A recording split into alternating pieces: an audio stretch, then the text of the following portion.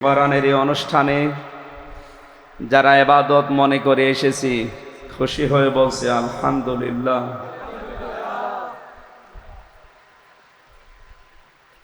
বাংলাদেশ সহ বিশ্বে কোরআনে কারিমকে তাফসীর আকারে এই যে তাফসীরুল কোরআন মাহফিল এই শব্দের সাথে পরিচিত যিনি করিয়েছেন কোরআনের পাখি মরহুম আল্লামা দেলাওয়ার হোসেন সাইদি রহমতুল্লাহ আলাইহি, ওনার সর্বোচ্চ অনুষ্ঠানগুলো আমরা পেয়েছি রাত 10টা, 10:30টায় শেষ হয়ে যেত। তা আপনারা আবার কোন জামানায় আসলেন আমি তো জানি না, এখন বাজে রাত 12টা 4। একটা কথা হলো, দাওয়াত নেওয়ার সময় আমার খাতায় বললেন যে রাত 10টায় তুলবেন, 11:30টা 12টায় শেষ। এখন তো শেষ হয়ে যাওয়ার কথা।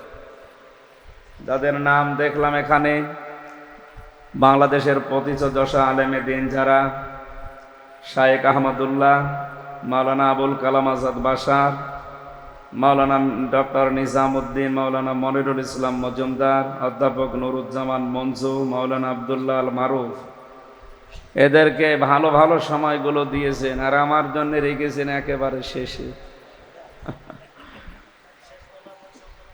এখন তো ঘুমানোর সময়। নবী জানিয়েছেন এশার নামাজ পড়ে গুরুত্বপূর্ণ কোনো কাজ না থাকলে তাড়াতাড়ি ঘুমিয়ে পড়ো, শেষ রাতের দিকে ওঠো, তাহাজ্জুদের সেজদায় পড়ে মনের কথাগুলো বলো। পৃথিবীর সবচাইতে মজাদার বিষয় তাহাজ্জুদের সেজদা। আমি 3টা বছর জেলখানায় ছিলাম, কিছুদিন আগে বের হয়েছি, আপনারা জানেন। এই 3 বছরের ভেতরে সবচাইতে বেশি আমার ভালো লেগেছে তাহাজ্জুদের এই সেজদায় 40-45 মিনিট একাধারে যেটা পড়ে থাকতাম, মনের কথাগুলো মাতৃভাষায় বাংলা ভাষায় আল্লাহকে বলতে পারতাম কেঁদে কেঁদে। আমার মনে হয় স্বামী স্ত্রীর ব্যবহারের চাইতে ওইটা আনন্দ লাগতো বেশি। তো ওই নিয়মটা এখন তো আমরা পাল্টিয়ে ফেলবো। এখন বাজে 12টা, কিছু কথা বলে মোনাজাত করতে বাজবে 1টা। আপনি বাড়ি যেয়ে ঘুমাবেন রাত 2টা 3টায়, উঠবেন কখন? ফজরের নামাজ শেষ পর্যন্ত কাজা হয়ে যাবে। মেহমান করে যখন এশার নামাজ পড়ে তুলে দেবেন, 1-1.5 ঘন্টা যায় বলো, অন্তত রাত 9টা 9:30টায় যেন অনুষ্ঠান শেষ হয়ে যায়। বাড়ি যেয়ে ঘুমিয়ে ওই রাতে তাহাজ্জুদের নামাজ পড়ে সকালে যেমন কর্মজীবনে যেতে পারে।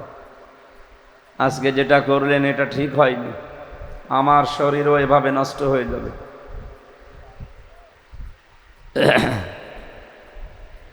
3 বছর জেলখানায় কি খেয়েছি আল্লাহ জানে, আর আমরা জানি। ভেতরের অবস্থা তো ভালো না। এরপরও যদি এইভাবে আপনারা কথা ঠিক না রাখেন, যে গরু দিয়ে চাষ করে খাবেন ও গরুই যদি মরে যায় তো কি দিয়ে চাষ করবেন? আমার এইভাবে কষ্ট দিলে আমি তো আর লাস্টিং করবো না, কিছুদিন পরেই পটল তোলা লাগবে। এখানে আশা করছি এগুলো আর করবেন না। আগামী থেকে কোনো অনুষ্ঠান করলে রাত সর্বোচ্চ 10টায় শেষ করে দেবেন। এর এত আলোচক রাখা আপনার দরকার কি? সর্বোচ্চ 2 জন করে রাখবেন। আমি কি বেশি বলে ফেললাম? এটাই আসল কথা। আপনি এখন রাত 12টার পরে দিচ্ছেন মানে এখন কি বলবো আমি? আমার নিজের তো ঘুম লাগছে।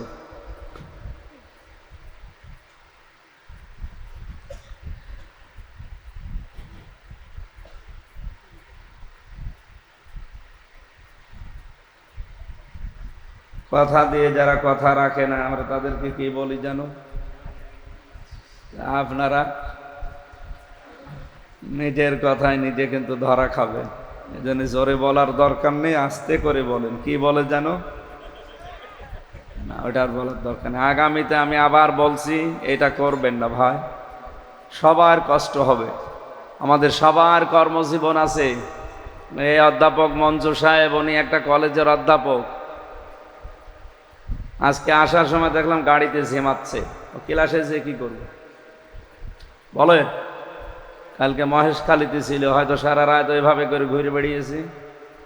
আজকেও এখন রাতে 12টা 12:30 বাজবে বাড়ি যেয়ে ঘুমাতে। আরও বাড়ির পরিবারের সময় নেই। এসব মিলে কালকেও ক্লাসে ঘুমাবে। ওনার বেতন হালাল হবে? আশা করছি এগুলো বন্ধ করেন ভাই। এটা যেহেতু রেকর্ড হচ্ছে, এখান থেকে সারা বাংলাদেশের সবাইকে জানাচ্ছি, ভারতে আমার 1-1.5 মাস থাকা লাগে, তাদেরকেও বলছি এই নিয়মটা পাল্টাবেন। এখানে তো তাও রাত 12টা 1টা শেষ হচ্ছে, ওখানে সারা রাত। ভারতের কলকাতার মুর্শিদাবাদে একবার আমার বলছে, হুজুর এশার নামাজ পড়ার পরে আপনি ঘুমান, আপনারে পরে তুলব। ঘুম দিয়ে উঠে দেখি রাত 3টা বাজে, বলছে হুজুর চলেন। চলেন মানে যে এখন কেন? হুজুর আপনারা আমরা সকাল সকাল তুলছি, যে এই যদি সকাল হয় তো বিকাল কখন? রাত বাজে এখন 3টা, আরো বলছে সকাল সকাল তুলছি, তার মানে ওরা আরো দেরি করে তুলত না। সবাইকে বলছে এই নিয়ম পাল্টাবেন। নবীজির কথা মতো যদি না চলেন, তাহলে আপনার শরীরে বিভিন্ন রোগ বাসা বাঁধবে। বিশ্বনবী সারা জীবনে কোনোদিন তার গ্যাস্ট্রিক, আলসার, পেটের পীড়া এইগুলো কোনোদিন হয়নি। আমাদের এগুলো বেশি, কারণ কি? খাবারের ঠিক নেই আর ঘুমের ঠিক নেই। এই কারণে এই রোগগুলো দিন যত যাচ্ছে আমাদের বাড়ছে। যারা এতক্ষণ পর্যন্ত সে আসর থেকে কথা বলেছেন আমি দেখতে পাচ্ছি, জোহরের পর থেকে ভালো ভালো সময়গুলো ভাইরা আপনারা নিয়ে নিলেন আর আমারে দিলেন। এইভাবে আপনারা কি কাজটা ঠিক করলেন?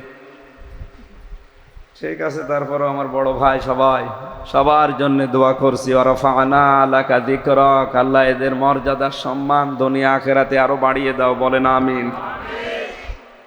আমি সম্মান কামনা করেছি আলেমদের। কাদের? বলেন আলেম কারা? পৃথিবীতে যারা জ্ঞান অনুযায়ী আমল করে, নবীজির ভাষায় তারা আলেম। কি কথা বলেন না কেন?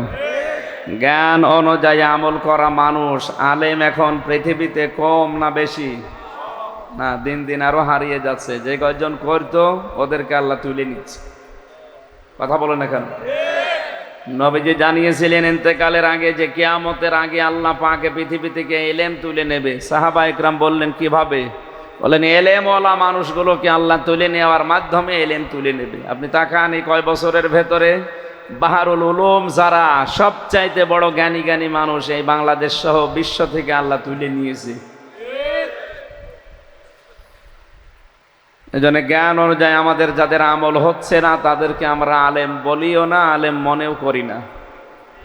কোরআনে কারীম জানিয়েছে ইন্নাল্লাযীনা ইয়াকতুমুনা মা আনজালাল্লাহু মিনাল কিতাবি ওয়া ইয়াশতারুনা বিহি সামানান কলিলা উলাইকা মা ইয়াকুলুনা ফি বুতুনিহিম ইল্লান নার ওয়ালা ইউকাল্লিমুহুমুল্লাহু ইয়াওমাল কিয়ামাতি ওয়ালা ইউযাক্কিহিম ওয়ালাহুম আযাবুন আলীম। জোরে বলেন আল্লাহু আকবার।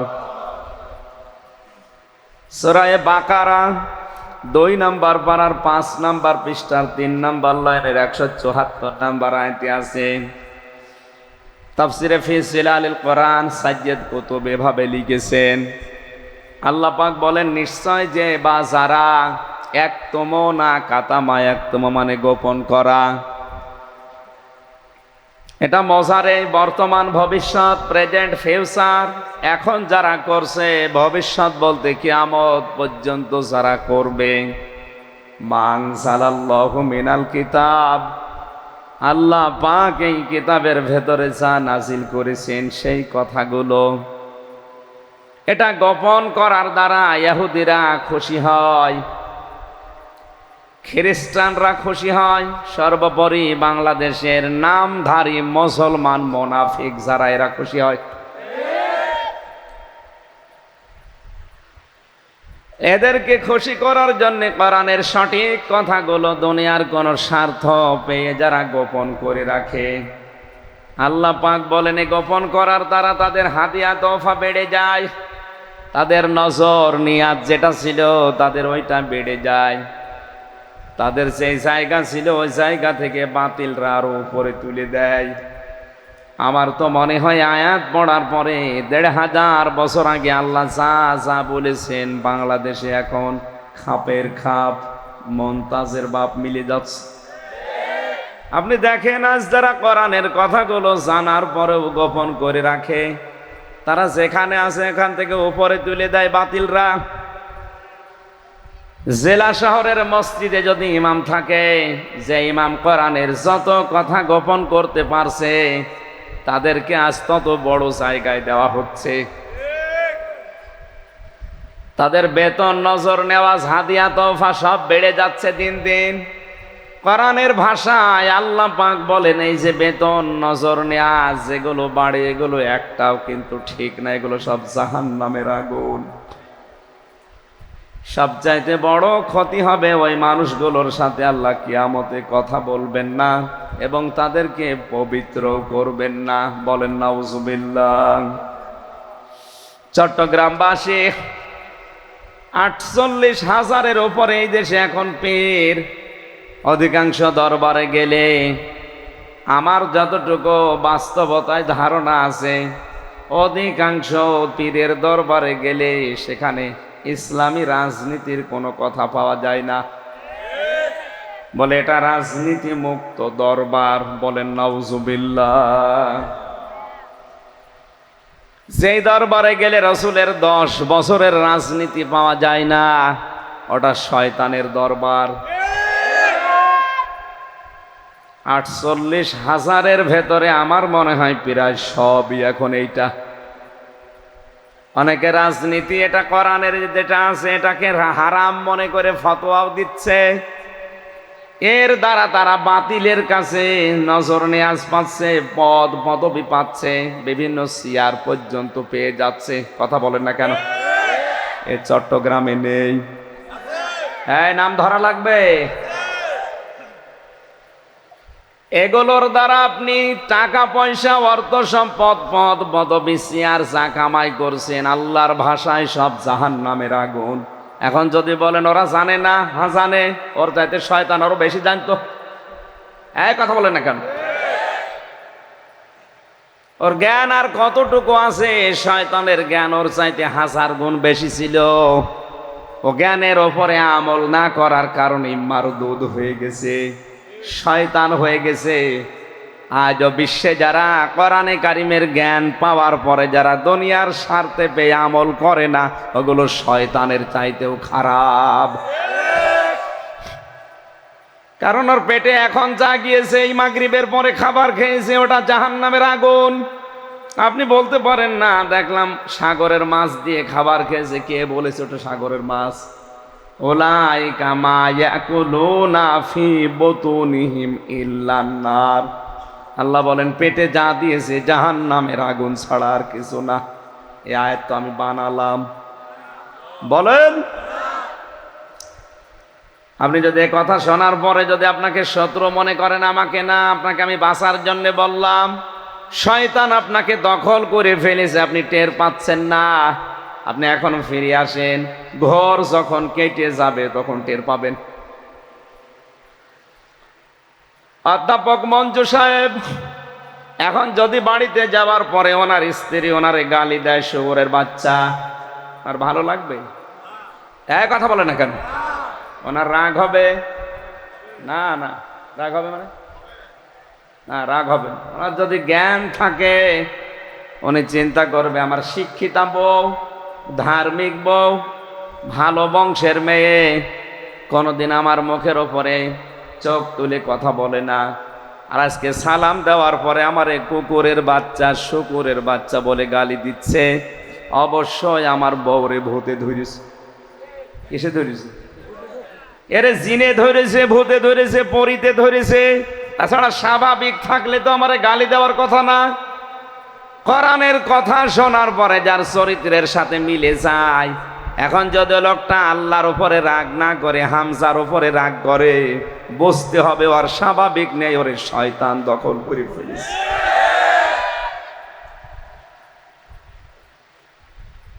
আয়াতের শেষের দুইটা কথা বেশি মারাত্মক। ওয়ালা ইউকাল্লিমুহুমুল্লাহ, আল্লাহ তাদের সাথে কথা বলছে না, বলবেও না। অথচ এই বাংলাদেশ সহ বিশ্বে আজ যারা আল্লাহর কথাগুলো গোপন করে, ওই ভণ্ড পীরগুলো আজ আওয়াজ ছড়িয়েছে, আল্লাহর সাথে আমার কথা হয়। ঢাকাতে বহু দরবার আছে যে দরবার থেকে আওয়াজ পাওয়া যায় যে ওদের পীর সাহেব নাকি আল্লাহর সাথে ডাইরেক্ট কথা বলে। আল্লাহ বলেন কোরআনের কথা গোপন করলে তার সাথে আমি কথা বলছি না, বলবো না।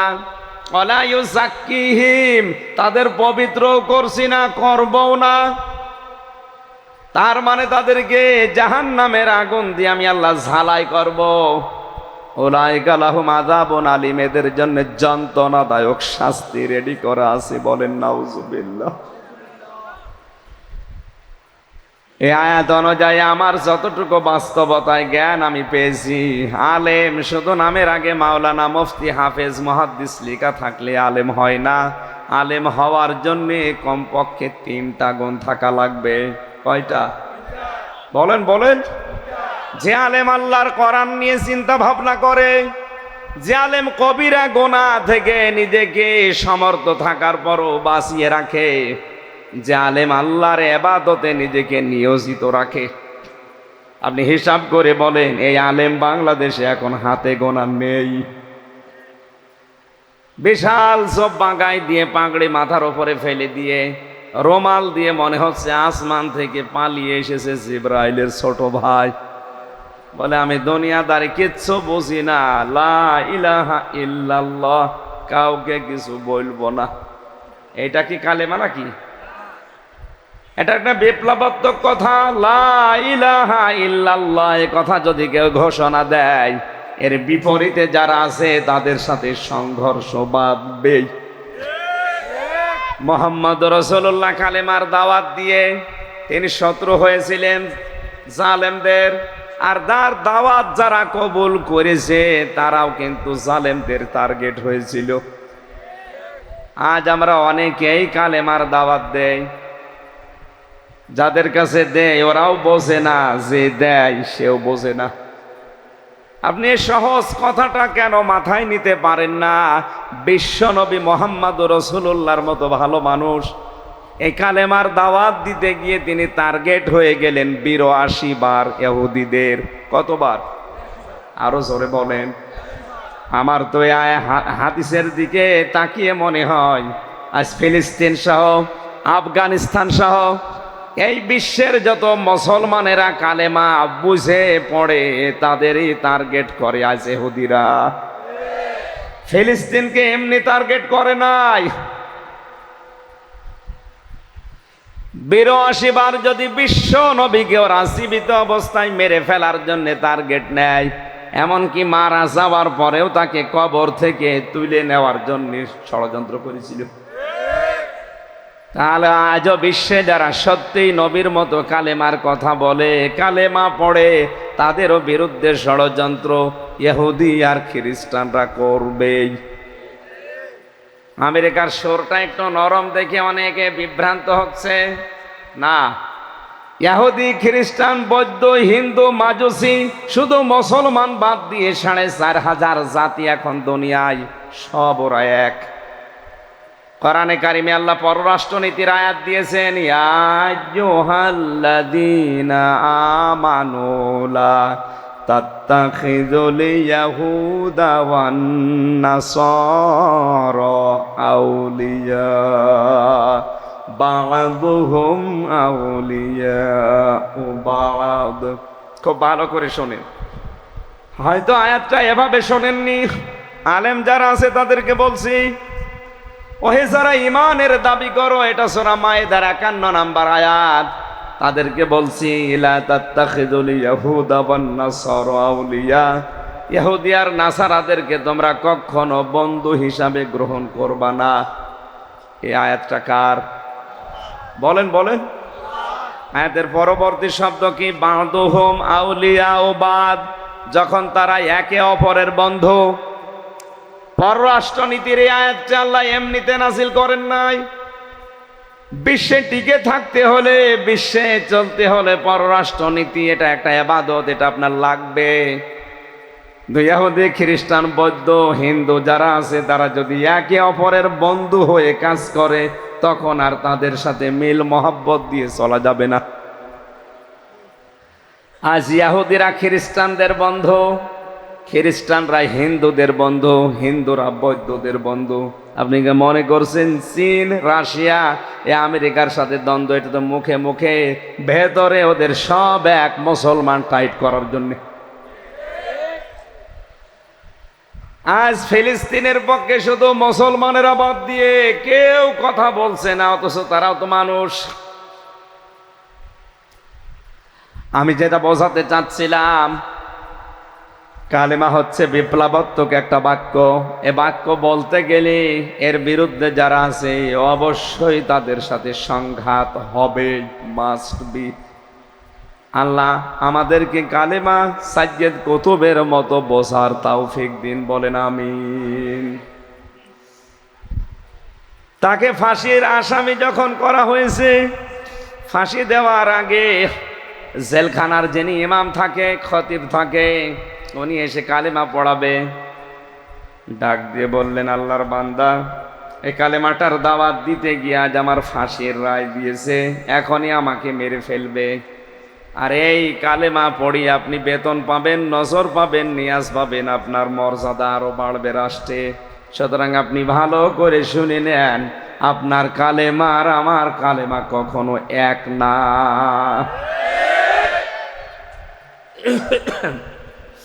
এজন্য আমি সে আলেমের মর্যাদা কামনা করি না, আমি আলেমদের মর্যাদা কামনা করি। ওই আলেম যে আলেমদেরকে ইমাম তাইমিয়া রহমতুল্লাহ আলাইহি জানিয়েছেন তিনটা জায়গায় পাওয়া যায়।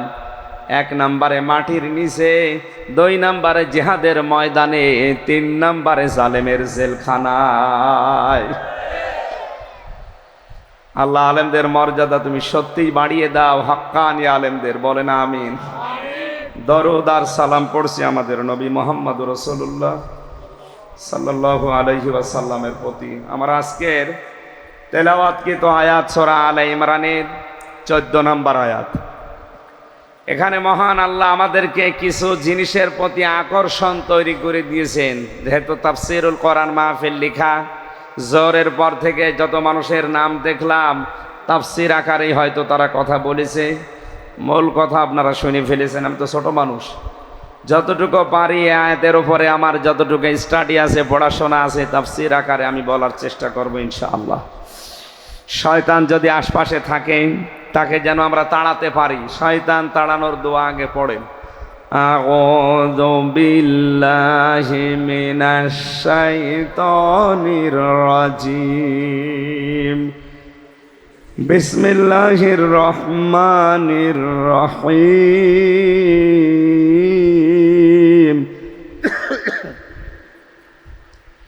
যুজ্জিনা লিন্নাস শাহাওয়াতি মিনান নিসাই ওয়াল বানিন ইলা আখির আয়াত। কোন সূরা যেন বললাম? সূরা আলে ইমরান। 200টা আয়াত আছে, মাত্র একটা আয়াত পড়েছি, 14 নম্বর আয়াত। 8টা বিষয় আছে আয়াতে। কয়টা?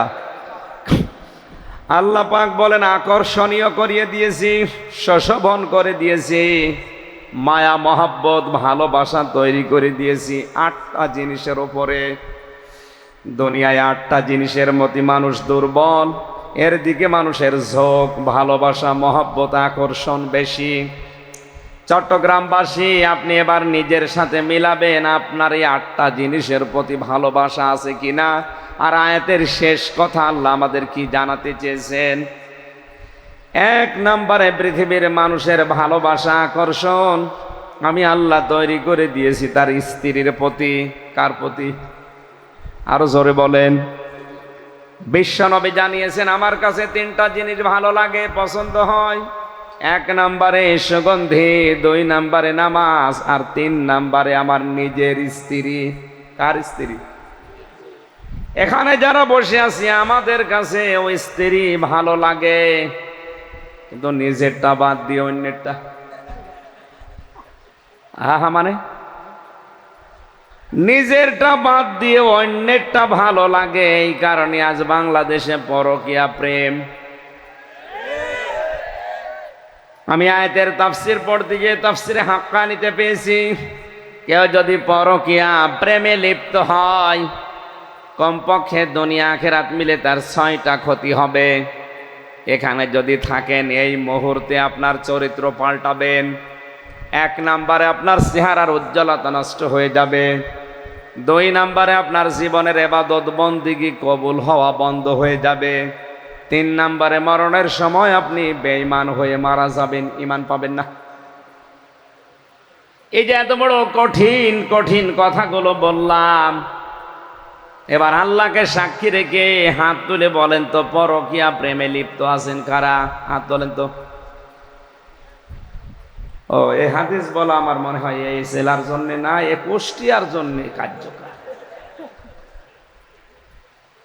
আলহামদুলিল্লাহ, যাক ভালো, এই এলাকায় পরকীয়া প্রেম নেই। যদি কেউ এরকম চরিত্রে থাকেন, আপনি কি মনে করেন আমি বুঝি না?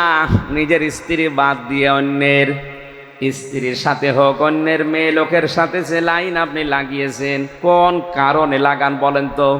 যে মেয়ে লোকের সাথে লাইন করলেন, ওর ভেতরে যা আছে আপনার স্ত্রীর ভেতরেও তাই আছে। এই কথা বলেন না কেন?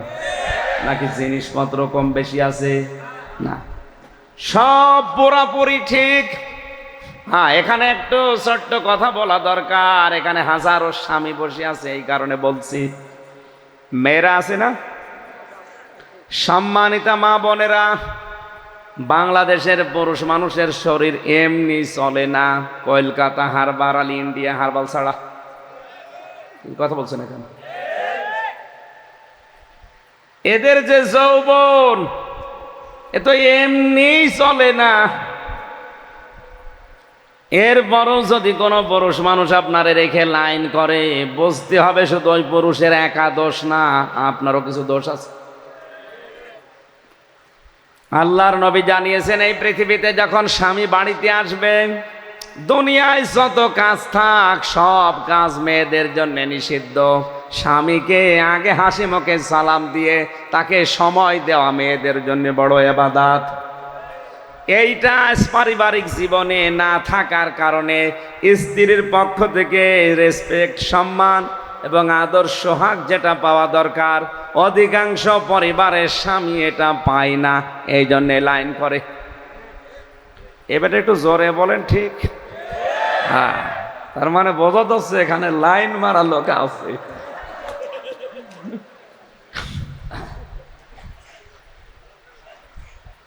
আল্লাহর নবী জানিয়েছেন, পৃথিবীতে আমার কাছে স্ত্রী ভালো লাগতো, আমাদের কাছেও ভালো লাগছে, কিন্তু স্ত্রী তৈরি হওয়ার আগে যে 4টা বিষয় খেয়াল করা দরকার, এখানে অধিকাংশ মানুষ ওগুলো খেয়াল করছি না।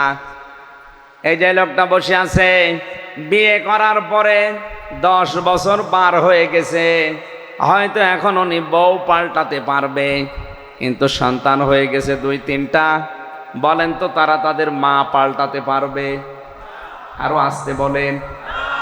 এই জন্য উনি সহ যত মানুষ এখানে আমরা আছি, বিয়ে করার আগে অবশ্যই সন্তানের মা কে হবে তার গুণাগুণ 4টা দেখে নেওয়া দরকার।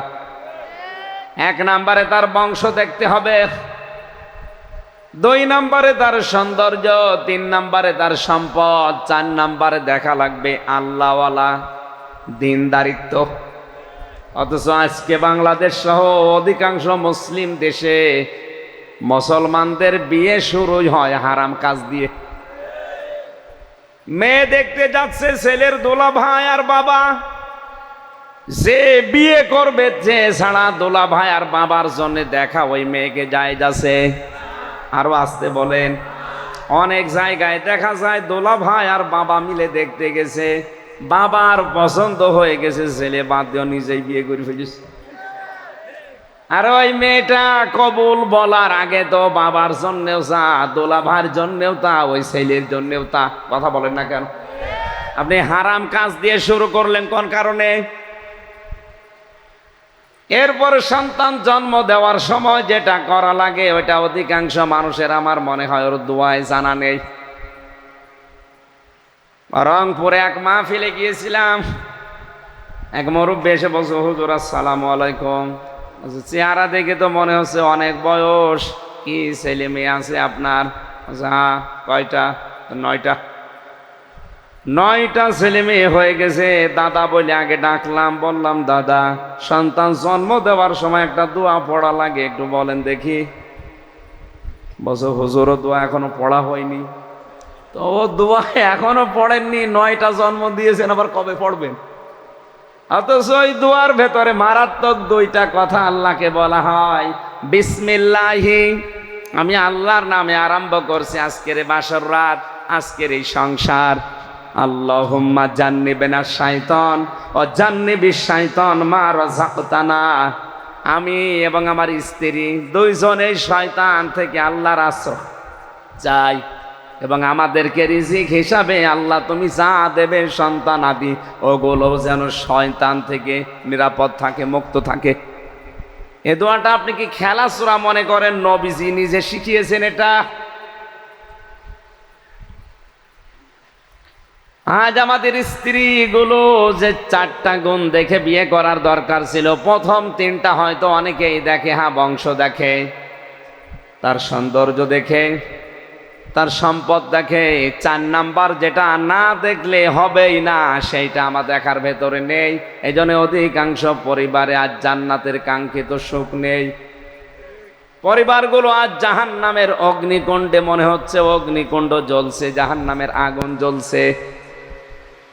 এখানে একটা দোয়া শেখায়, আমি স্বামী, প্রত্যেকে স্বামী যারা আছেন তারা দোয়া করবেন, রব্বানা হাব লানা মিন আজওয়াজিনা ওয়া যুররিয়াতিনা কুররাতা আয়ুনি ওয়াজআলনা লিল মুত্তাকিনা ইমামা। স্ত্রীর প্রতি মহব্বত, ভালোবাসা, আকর্ষণ, এটা আমার আল্লাহ যেহেতু তৈরি করে দিয়েছে, এখান থেকে আপনি 100 ভাগ মুক্ত থাকতে পারবেন না।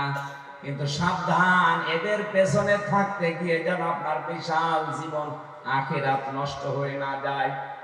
এই জন্য তাফসীর মাহফিলের আয়োজন।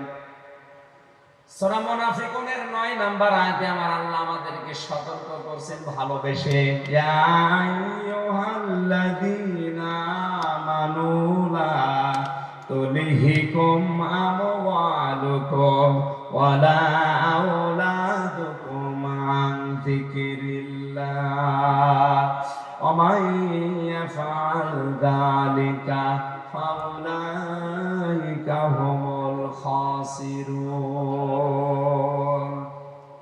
ওহে যারা ঈমানের দাবি করে, আমি তাফসীরে আয়াতটা পড়তে গিয়ে দেখেছি 89 বার কোরআনে আল্লাহ এই শব্দটা দিয়েছেন। কতবার? মুফাসসির লিখেছেন আল্লাহ পাক যখন এই আয়াত দিয়ে মানুষকে ডাকেন, বিশেষ করে ঈমানদারকে, তখন তার কুদরতি হাত এভাবে উঁচু করে ডাকেন, ইয়া আইয়ুহাল্লাযীনা আমানু, জোরে বলেন সুবহানাল্লাহ। ডাক দেন মায়া দিয়ে, মহব্বত দিয়ে। লা তুলহিকুম আমওয়ালুকুম ওয়ালা আওলাদুকুম, হালাক হয়ে যেও না, গাফেল হয়ে যেও না, উদাসীন হয়ে যেও না, ধ্বংস হয়ে যেও না। তোমাদের সম্পদ আদি আর সন্তান আদির পেছনে পড়ে আমি আল্লাহর জিকির থেকে, এখানে আন জিকিরিল্লাহ, আন আমরিল্লাহ, আল্লাহর আদেশ থেকে। ওয়া মান ইয়াফআল যালিকা ফাউলাইকা হুমুল খাসিরুন।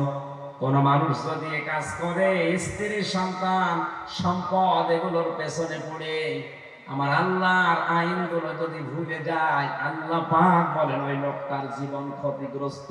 বলেন নাউজুবিল্লাহ। এই আয়াতটার সাথে আমি বাংলাদেশ এবং বিশ্বের অন্যান্য মুসলিম অনেকগুলো দেশের সাথে মিলিয়ে মিল পাই না। আমি রিমান্ডে যখন ছিলাম, আমি নাম নিলাম না, একটা হিন্দু অফিসার আমারে উনি বলছিল, আমি মিশন ওমানে ছিলাম 2 বছর, ওখানে আমি ছিলাম, যে হোটেলে খাবার খেতাম, খুব ভালো করে মিলাবেন। 2টা বছর আমি ওই হোটেলে খাবার খাই, ওদের ভাষা আমার আয়ত্ত হয়ে গেছে। এই 2টা বছরের ভেতরে দেখলাম ওই দোকানে যে খাবার দিয়ে যায়, পানি দিয়ে যায়, তরকারি দিয়ে যায়, ওই ছেলেটা হচ্ছে এই দোকানদারের ছোট ছেলে। দোকানদার বসে ক্যাশ কাউন্টারে বসে টাকা গুনতেছে, আর ওই ছেলেটা সারাদিন ডিউটি করে, ওই কাজ করে, পানি দেয়, তরকারি দেয়, ভাত দেয়, এভাবে করে। আর একদিন জিজ্ঞাসা করলাম, আপনার নিজের ছেলে, আপনি এত বড় দোকানের মালিক, এত টাকা পয়সা, আপনার ছেলেটাকে ভালোভাবে লেখাপড়া করিয়ে একটা ভালো জায়গায় তুলে দিতে পারেননি? লোকটা ওনার ভাষা দিয়ে আমারে বুঝিয়েছে। কোরআনের একটা আয়াত পড়ে, সূরা তাগাবুনের 14 নম্বর 15 নম্বর আয়াত, ইয়া আইয়ুহাল্লাযীনা আমানু ইন্না মিন আজওয়াজিকুম ওয়া আওলাদিকুম আদুওয়াল লাকুম ফাহযারুহুম ইলা আখিরি আয়াত। আমি সহ এখানে যত মানুষ বসে আছি সবার জন্য ওই হিন্দু অফিসারের কথাটা মনের ভেতরে লাগবে। আপনি ভালো করে শুনেন। উনি আমারে বলছিলেন, ওই যে ওমানের ওই দোকানদার আমাকে বলছে, আপনি কোন দেশে বাড়ি আমি জানি না, আপনি জাতিতে কি আমি তাও জানি না, কোরআনের যে আয়াত পড়লাম আপনি কি বুঝেছেন?